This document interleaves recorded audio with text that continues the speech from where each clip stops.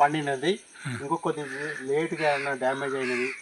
ప్రకృతి రైతుకు, ఎందుకంటే రైతు నష్టపోకుండా ఏ ఫ్రూట్ అయితే తీసుకున్నారో ఆ ఫ్రూట్కు మనం బయోఎంజైమ్స్ చేసుకున్నామనుకో, ఒకటికి 3 కిలోలకు 1 కిలో బెల్లము, 10 లీటర్ల నీరు ఇది లేవల్ కలుపుకొని ఒక 3 నెలలు మనము దీంట్లో పెట్టుకున్నామనుకో, మంచిగా మెయింటైన్ చేసినట్టు మధ్య మధ్యలో కొద్దిగా గ్యాస్ తీసినట్టు ఏమవుతుందంటే నీకు 3 సంవత్సరాలు 4 సంవత్సరాలు కూడా ఉండగలుగుతుంది. దానికి సరిపోయినంత చేసుకోవచ్చు. మనం ఏంటంటే ప్రకృతిలో దొరికే ఫ్రూట్స్ ఏవైనా సరే, ఏ చెట్టు తీసుకుంటే ఆ చెట్టుకి ఇంకా బాగా బలం వస్తుంది. ఇంకోటి దీనివల్ల మనకు గ్రోత్ ప్రమోటర్గా బాగా పనిచేస్తుంది. బయట ఏం చేస్తున్నారంటే ఇదే కంపెనీలు గ్రోత్ ప్రమోటర్ చేసి తయారు చేసి వేలు అమ్ముతున్నారు. మనం ఏంటంటే మన రైతులు మనతో ఉన్నవే మనం చేసుకుంటే మనకు అంతా చాలా బాగుంటుంది.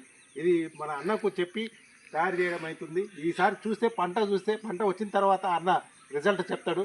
మనం ఈ సంవత్సరము ఫస్ట్ డబుల్ క్రాప్ వస్తుంది, మంచిగా చేయడం జరుగుతుంది. దీన్ని డాక్టర్ సాయిలు అవన్నీ కూడా తయారు చేయించడం జరిగింది. దీనివల్ల ఈసారి ఎట్లుంటుందో చూసి మనం ఒక 2 నెలల తర్వాత మనం దీని రిజల్ట్ చెప్పగలుగుతాం.